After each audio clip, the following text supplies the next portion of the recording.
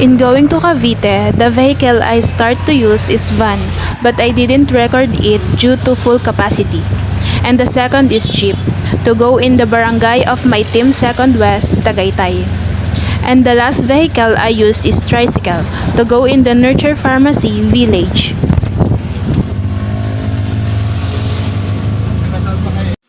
Welcome and join me in the Nurture Pharmacy Village.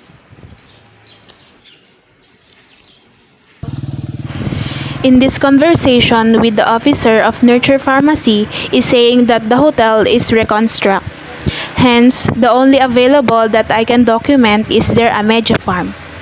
The officer toured me to go in the farm and told me some insights about their farm. She told that they have one worker in their farm and she going to introduce me and my friend. She said that there are a lot of tourists coming in their farm, even the foreigner. The foreigner mostly used to visit them and get some products on hand. And on the other topic, she asked that why we choose their location instead of our locality or our self-place. I told them that this is the reciprocal of our tour. The teacher of our coverage subject gave us this parallel activity to conclude our major course.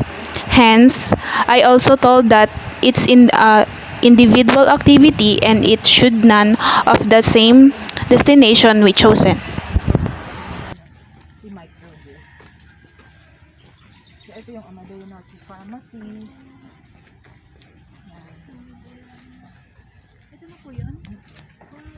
Ate Lina, nakikilala ko sa'yo si Miss Nick at saka si MJ. Good afternoon po. From UP? UP Las Bañas. LSP. Ay, hihingi pa rin kayo ng ano. Kasi yung ibang HR kasi noon. Loob po. Iba pa rin ang HR.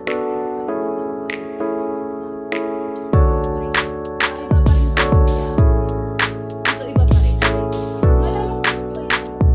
Or like, may isa kasi Nurture Homes. Nurture Homes, may hotel pa rin yun.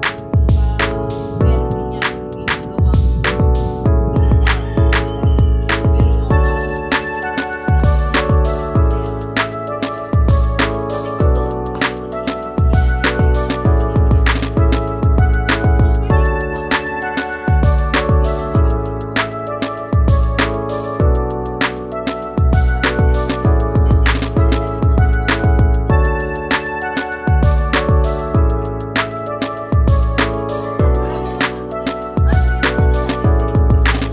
This is Nurture Pharmacy, an ecotourism, wellness, heritage, and farm destination. This is the container where the sprouts begins and transfer it with the seedling tray. And the final is soil bed. Ganyan ba? Nurture Pharmacy started out a small spa business back in 2001, has grown over the years in a sprawling hectare of gardens, offering cozy accommodations, food and beverage services, wellness treatments, spa service, team building programs, weddings, and corporate events among the lush greenery known as Nurture Wellness Village.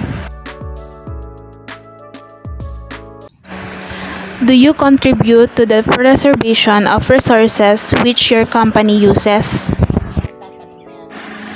I am the one who pricks, fertilizes, plants, and harvests.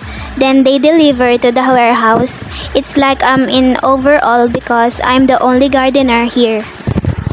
2 to 3 weeks, pwede na po siyang ilipat sa basket.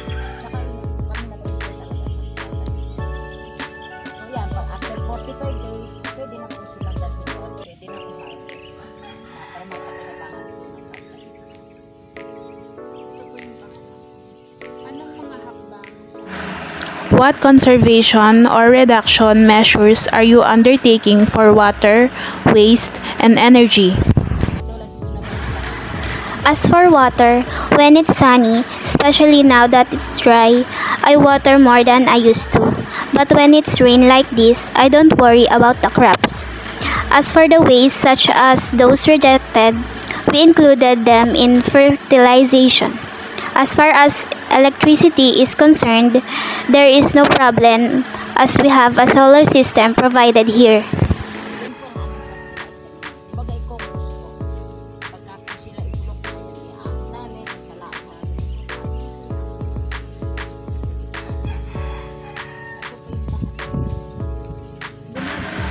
Do you make suggestions to your clients to purchase local products to support the local community? Yes, I am a tour guide here.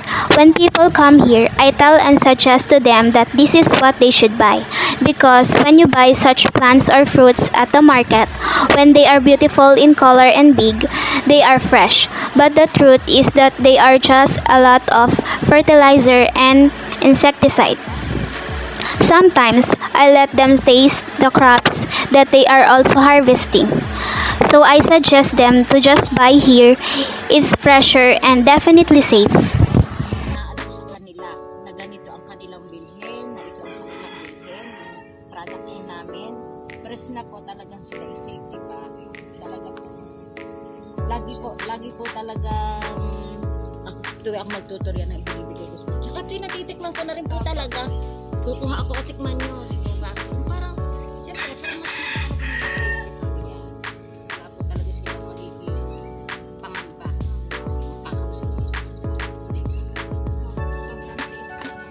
opo naman, kahit po ako, sa totoo lang po, dito po nagkaunti na patas yung butika ni Lola. Kapag ka po yung sinasindis ko rin po sa kanila, sinasabi ko rin na huwag silang inom basta ng gamot. Kasi po ako tumanda ng ganun sa herb. Talaga po sa herb. Pagka po yung herb po akong butika dyan, kunyari, ito yung aking pinakabilang sa amin, kung asawa ko. Kompleto na po. Opo, yun po yung aking iniyasan.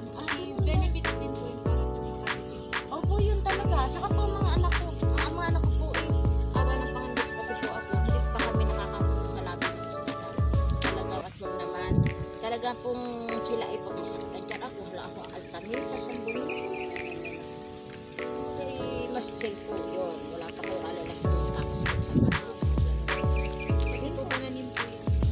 Opo, lahat safe po talaga. Safe po talaga.